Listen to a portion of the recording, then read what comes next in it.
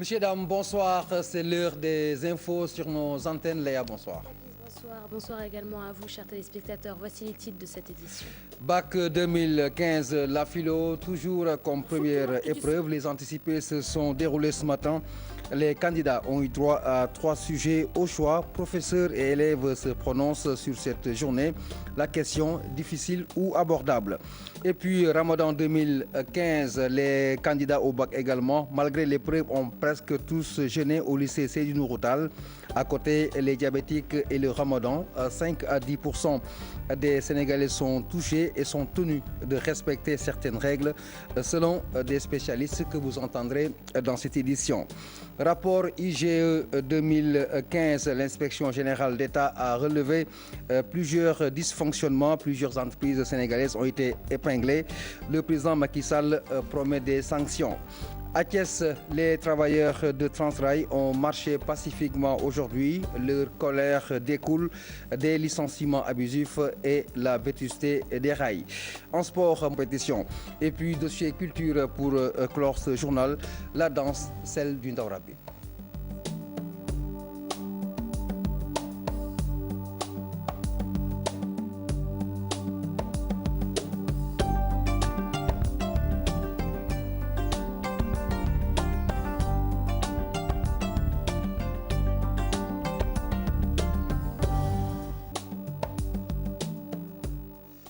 Messieurs, dames, bonsoir et bienvenue dans cette édition d'information. Les anticipés Léa de philo tenus ce matin partout au Sénégal. Des épreuves abordables selon des candidats et professeurs rencontrés par Maïmouna Ndiaye et Younous Diatta au lycée Galandou Diouf. Reportage. 10h20 au lycée Galandou Diouf. Après 2 heures passées en salle d'examen, Viviane Mbaye attend ici tranquillement ses camarades de classe. Le choix d'un sujet de philosophie n'a pas été difficile pour la demoiselle. J'ai pris le sujet 1 qui parle de l'esprit critique de la philosophie. Philosopher, c'est comprendre que nul n'a le monopole de la philosophie. On a donné l'art et ce qui consiste le sujet de l'art. J'étais pas à l'aise pour prendre ce sujet. Tout comme Viviane, ce candidat a pris le sujet 1. Il est tout simplement rassuré. Je l'ai trouvé abordable. J'ai pris beaucoup de temps pour le comprendre. 3 thèmes au choix, les candidats peuvent bien espérer. Il y a le domaine 1, qui est le domaine de la réflexion philosophique, qui est sorti. Il y a le domaine 2, la vie sociale. Et donc, également, il est sorti au niveau du chapitre nature et culture. Et également, il y a le domaine 4, le domaine de l'esthétique. Parce que même dans pratiquement tous les établissements, en tout cas dans la plupart des établissements de Dakar, même s'il y a eu grève, les enseignants ont fait les cours normalement. Et donc, ils n'observaient pas les grèves dans les classes d'examen. Ce qui veut dire que donc, les programmes normalement ont été terminés depuis longtemps et que certainement les candidats vont s'en sortir. Après la philosophie, un mois de pause. Les candidats retournent le 20 juillet pour terminer les autres épreuves. Un baccalauréat qui coïncide avec le début du Ramadan. Au lycée Seydou Nourou Tall, presque tous les candidats ont jeûné. Les 4 heures d'épreuve n'ont pas empêché aux élèves donc, de respecter ce pilier de l'islam. Toutefois, ils invitent les autorités à revoir le calendrier pour éviter que les examens se tiennent en période de Ramadan. Pape Nderifal, Younous Diatta. Premier jour du Ramadan coïncidant avec le démarrage du baccalauréat 2015 avec la philosophie, épreuve qui a fini d'installer la peur chez les candidats. Cependant, ils ont pu juguler les deux. Parce que ça a pris que 4 heures de temps et je suis sortie même avant l'heure, donc ça va, ça n'a pas été dur. Peut-être que si ça avait pris plus de temps, les épreuves avaient pris plus de temps, ça aurait peut-être été plus dur pour les élèves qui font le bac. Ça va pour le moment. Avec le temps, il ne fait pas trop chaud, donc on n'est pas trop fatigué, voilà. On n'est pas encore fatigué. On a géré, bien vrai que c'est un peu difficile, mais on a su être de vrais guerriers pour ne pas tomber. Avec le jeûne, le stress était palpable, toutefois ils ont pu gérer. J'étais un peu stressée le matin lorsqu'on nous a remis les sujets. j'ai pu gérer. Un peu stressé, mais on gère. Ces candidats lancent un appel aux autorités à revoir le calendrier des examens. Un appel à l'État. J'aimerais que les examens ne se fassent plus en période de Ramadan, quoi. Avec les épreuves anticipées de la philosophie en ce premier jour du Ramadan, les candidats trouvés au lycée Seydou Nourou Tall ont pu bien allier le jeûne et cette épreuve de 4 tours d'horloge. Nous restons sur cette fenêtre Ramadan pour parler des diabétiques qui sont tenus d'observer un certain nombre de comportements, surtout éviter la déshydratation. Au Sénégal, 5 à 10% de la population est diabétique et le nombre de diabétiques augmente au fil des années. Aujourd'hui, ils sont 450 millions dans le monde. Le congrès des diabétiques en marge du cinquantenaire s'est tenu ce vendredi au centre Marc Sankalé. Aïssatou Païfal et Adama Gaye étaient sur place. Un nouveau programme BLC, B-Mobile, le M-Diabète. Objectif, sensibiliser davantage les diabétiques sur le comportement à tenir pendant la période de Ramadan. Mais professeurs, tous les diabétiques sont-ils exempts de jeûne? Un diabétique dont le diabète est tout à fait déséquilibré, c'est-à-dire un taux de sucre dans le sang supérieur à 2 grammes, nous lui conseillons de se rapprocher de son médecin avant de jeûner. Si c'est un diabète qui se pique à l'insuline, c'est la même chose. Si c'est une diabétique qui est enceinte, c'est la même chose. Si c'est une diabétique qui a une insuffisance rénale ou des problèmes cardiaques ou des problèmes majeurs, des complications majeures, nous lui conseillons d'éviter de jeûner. Si toutes les conditions sont observées, le traitement adopté, le jeûne est facilité selon le professeur. Au niveau alimentaire, bien sûr, respecter l'équilibre alimentaire, éviter de manger trop sucré comme les Sénégalais le font souvent pendant le Ramadan. Et on sait que le sucre, que ce soit pendant le Ramadan ou hors du Ramadan, peut déséquilibrer le diabète. Et surtout, éviter de perdre de l'eau pendant la journée. Donc faire en sorte, s'ils doivent jeûner, de boire au moins 1 litre d'eau avant de débuter le jeûne. Et après la rupture du jeûne, avant de se coucher, de boire aussi au moins 1 litre. Le niveau de glycémie est-il aussi à surveiller? Éviter les travaux au soleil quand il fait trop chaud, contrôler pendant la journée, quand c'est possible bien sûr, leur glycémie, au moins une fois le matin, une fois le soir, parce que quelquefois, du fait de ne pas manger, la glycémie peut baisser trop vite, ou alors c'est totalement le contraire, la glycémie peut monter trop vite du fait de la concentration par le manque d'eau. Le ministère de la Santé est en train de mettre en place un programme qui va permettre d'avoir des résultats fiables sur l'ampleur du diabète dans tout le Sénégal.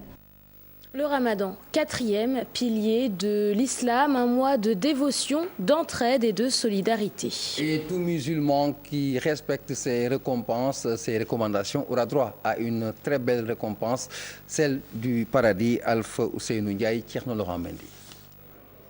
Ramadan, un mois béni, plein de bienfaits et de miséricorde. Un don de soi, une valeur cardinale pour le musulman. C'est que Allah dit subhanahu wa ta'ala la'allakum tattaqun. Donc le sens du jeûne, c'est pour avoir de la piété.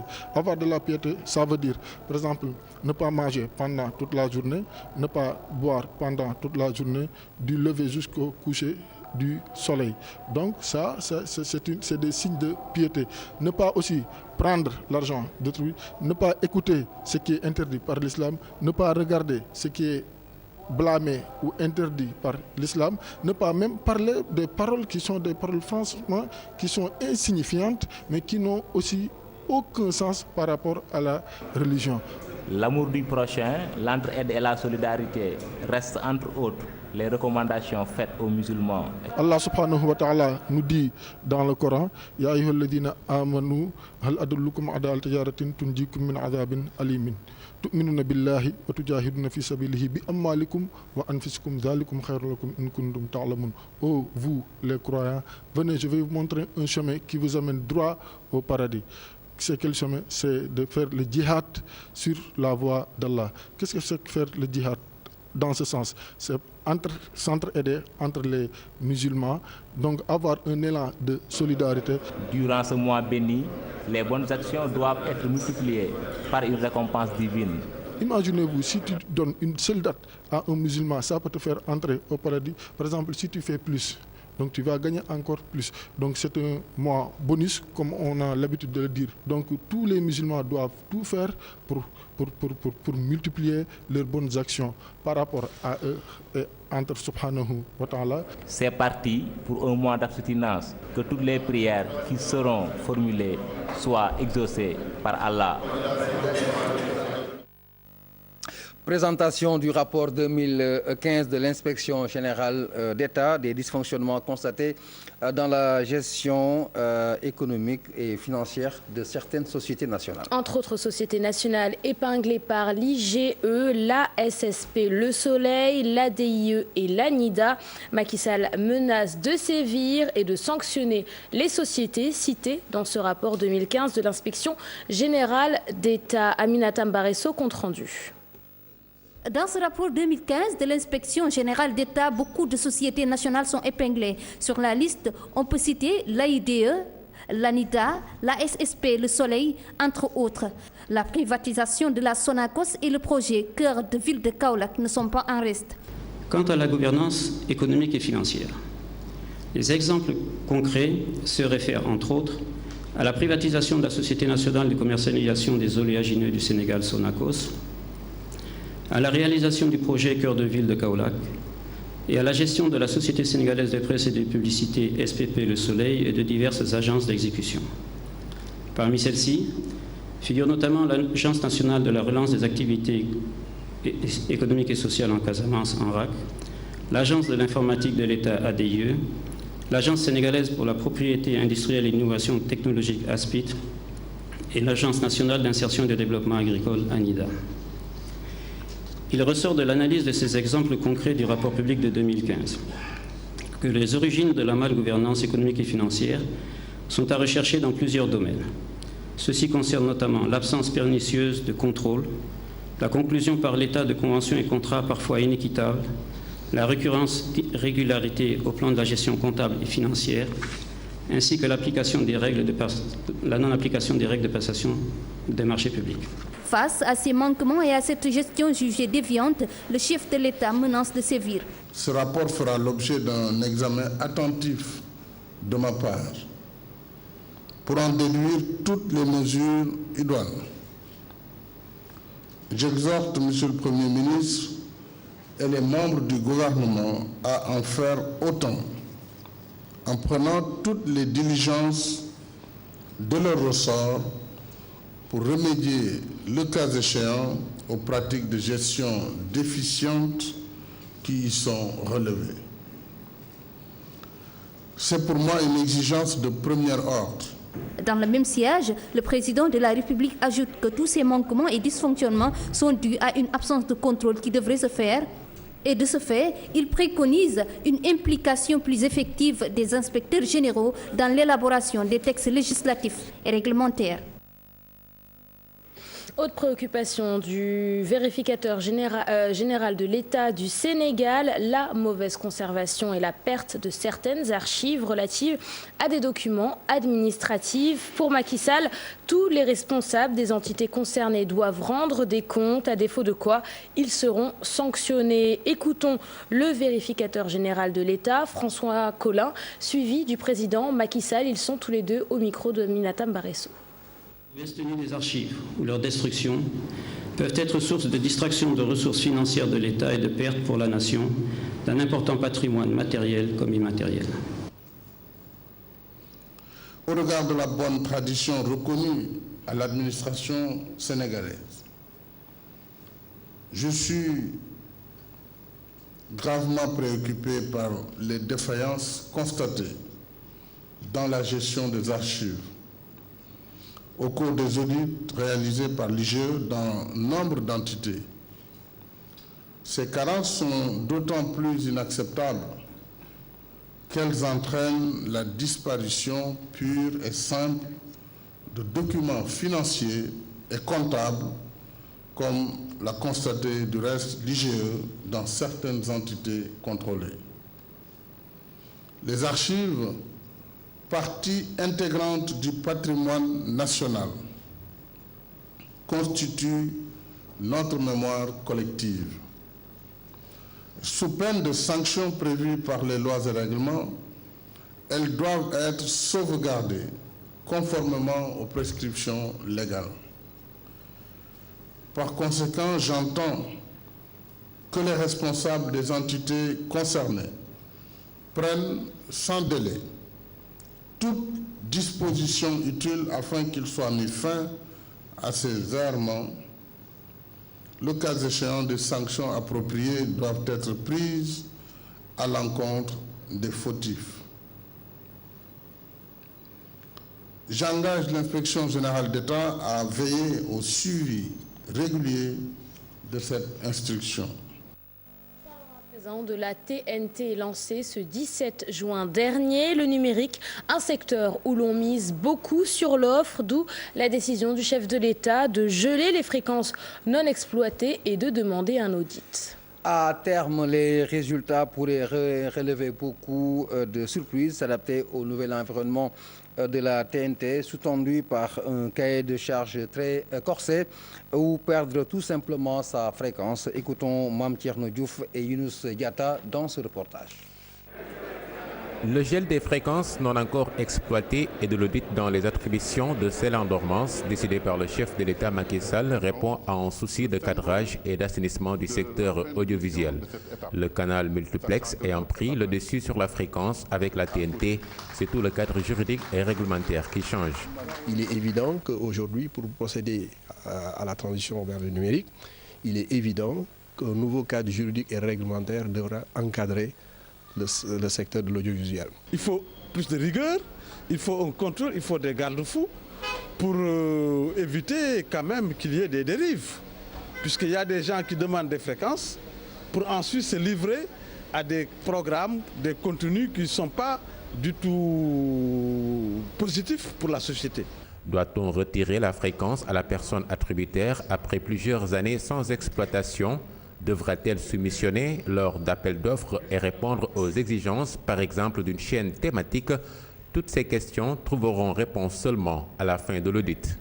Parce qu'effectivement, quand on vous attribue une fréquence, faudrait-il voir d'abord dans quelles conditions ça a été attribué, et une fois que cela a été attribué, est-ce que réellement vous avez respecté les conditions fixées par le cahier de charges? Au-delà de toutes ces questions, effectivement, des recommandations seront faites et l'autorité en question prendra toutes les dispositions idoines pour remettre le secteur sur les rails, sans quoi on ne pourra pas réussir la TNT. Si le pluralisme enrichit cette demande d'information, en tenant compte des normes éthiques et déontologiques, c'est une bonne chose. Mais pluralisme ne signifie pas anarchie. L'émergence d'un secteur audiovisuel riche et varié, vecteur de développement, nécessite un contenu et une offre de qualité, ce qui est attendu surtout des nouvelles chaînes.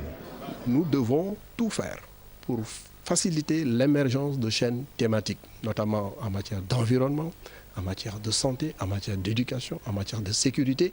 Et c'est ça ce qu'on attend justement de la TNT. À l'image des pays anglophones où l'on a opéré à une convergence dans la régulation, le Sénégal gagnerait à faire de même pour un secteur plus dynamique. Ils ont toujours eu deux organes de régulation distincts. Ce qui est dépassé aujourd'hui avec la numérisation, l'Afrique du Sud a réussi le pari. Mais nous, en tant qu'Africains de l'Afrique francophone, devons travailler à la convergence des médias et des nouvelles technologies de l'information et de la communication. Et heureusement d'ailleurs, au niveau du comptant, l'une des missions, c'est de voir comment mettre en place un cadre juridique et réglementaire qui soit capable d'accompagner la TNT, mais qui tienne compte justement de la convergence, notamment avec les autres secteurs. Encadrer et booster le secteur audiovisuel sénégalais dans la pluralité, oui, mais à condition que chaque acteur joue sa partition. De la fin de mission de cette étape, sachant que les autres étapes restent. Parlons politique à présent. Au PDS, Farba Senghor maintient ses accusations de corruption contre Modou Diagne Fada et les frondeurs, malgré la plainte annoncée contre lui. L'ancien ministre précise que la suspension des auditions par la commission de discipline est liée à un vice de procédure et non à une pression. Chérif Dia Mohamed Dian.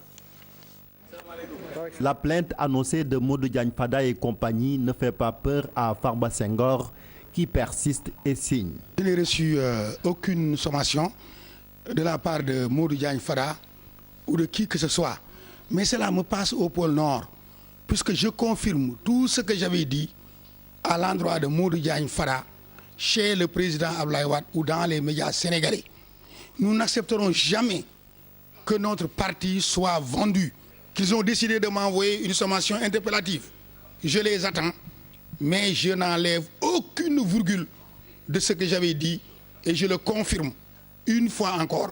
Au sujet de la suspension de l'audition des frondeurs par la commission de discipline du PDS, le responsable libéral parle de vice de forme et non d'une reculade de Wade. La commission n'a pas reculé. Vous savez, le président est un juriste. Il connaît les procédures idoines pour toute affaire, en toutes circonstances. Et peut-être qu'il s'est rendu compte qu'il y a quelque part, comme certains l'ont dénoncé, alors quelques petites erreurs. Et c'est la raison pour laquelle il a demandé donc d'arrêter pour après revoir quelle est la bonne procédure. Mais il ne s'agit nullement du reculade. Il y a certains d'entre eux qui sont des frustrés et dont leur situation et leur frustration incombent à Modou Diagne Fada lui-même, et j'en suis témoin donc des faits.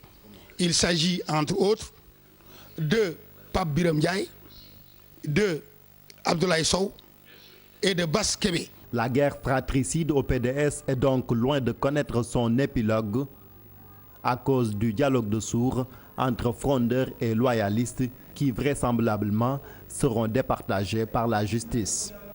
Et puis nous allons à Thiès pour parler de la colère des travailleurs de Transrail. Ils ont marché ce matin, Léa.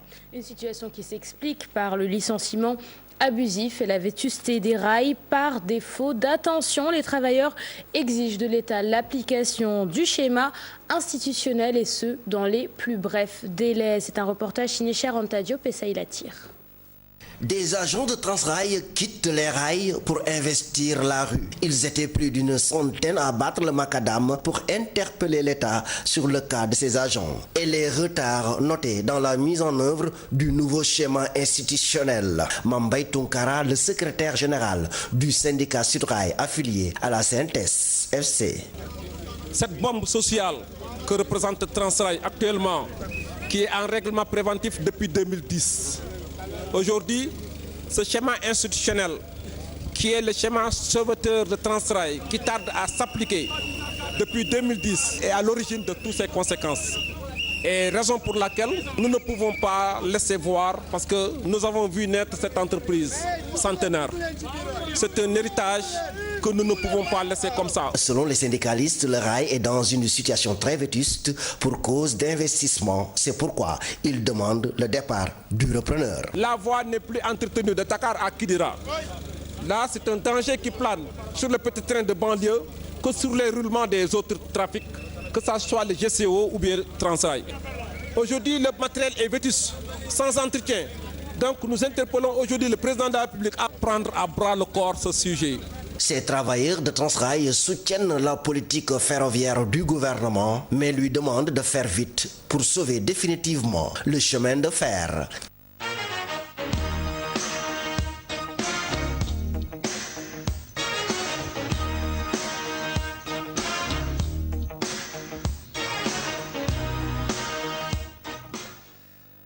Et puis nous parlons de sport, football précisément, pour parler de la Coupe du Monde des moins de 20 ans. Le Sénégal et le Mali seront aux prises dans la soirée. C'est pour gagner la 3e place du podium en jeu dans ce mondial des moins de 20 ans. Reportage par Cheikh Diagne. Leur rêve de finale brisé par les Brésiliens sur le 1h30 GMT. Mali-Sénégal de vieilles connaissances, Lionceau et Aiglon s'étaient croisés en demi-finale du dernier championnat d'Afrique des moins de 20 ans en mars dernier à Dakar. La bande équipier. La candidature de l'ancien président de la Fédération sénégalaise de basketball rejetée par le CNBS, une décision que Baba Tandian qualifie de forfaiture. Les deux autres candidatures ont été retenues, celle de Maître Babacar Ndiaye, président du Duc, et celle de Mathieu Faye, président du Mbour Basket Club. Ce vendredi, le dossier Culture Papy s'intéresse à la danse Ndao Rabine, inventée par les femmes lébou et qui fait partie intégrante du patrimoine culturel du Sénégal. Et même si elle tente à disparaître, elle reste pratiquée à l'occasion de grands événements tels que l'intronisation des girafes. Vous l'avez dit, et Aïssatou Païfal est allé voir des personnes ressources. On peut en citer le Jaraaf de Ouakam et le tambour-major Mbaye Dièye Faye. Dossier du jour.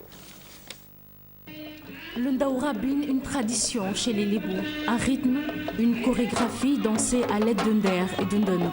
Le Ndaw Rabine se célèbre lors de grands événements. Vous savez, nous les Bous, quand il nous arrivait de pêcher beaucoup de poissons, nous organisions un Ndaw Rabine. Il y avait une chanson appelée Sabah. C'est un jeu et lorsque nous introduisions notre Jaraaf ou notre Ndeye Ji Réew, on le mettait en place. C'est une pure tradition Lébou. Pour aussi une bonne saison pluvieuse, avec une bonne récolte, nous faisions le Ndaw Rabine pour remercier le Seigneur. Pour aussi une bonne saison pluvieuse, avec une bonne récolte, nous faisions le Ndaw Rabine pour implorer le Seigneur. Écoutez le son du Ndaw Rabine, quelquefois on le confond avec le Goumbé, mais non, le rythme est différent. Les deux danses ne se ressemblent pas du tout. Même s'il existe des similitudes avec le Goumbé, on note une certaine particularité dans le Ndaw Rabine, souligne Mbaye Dièye Faye. danaan tànn urabba can kin tabba jajja urajja gin kid cajja gid uraj dañ koy jaawale gumbe waaye du gumbe ndax rythme gumbe ak rythme Ndaw Rabine bokkul. ñaari fecc yu niroowul la mais ñoo bokk maam seen maam mooy Lébu. En colonne parallèle, les femmes lébou de façon nonchalante dansent, parées de leurs plus beaux atours. bàjjan yi sama yaay yi sama maam yi ñëpp sañse. Pour danser le Ndaw Rabine, les femmes lébou mettaient une camisole, elles se paraient de 7 pagnes. La danse n'était pas du tout obscène. Elles mettaient même des talismans à la cheville, de jolies tresses sur la tête avec de beaux foulards comme les signards et de jolis ngouka. boo xoolee sax mën nga ko xaw a xel meeg musóoru siñaar ndax musóor yi da daan rafet.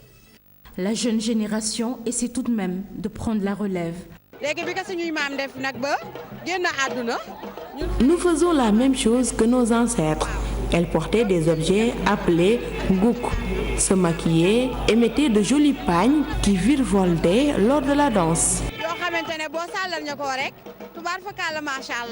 Tout un festival, un carnaval, dira Mbaye Dièye Faye, un grand patrimoine culturel à faire revivre pour de grands moments de communion.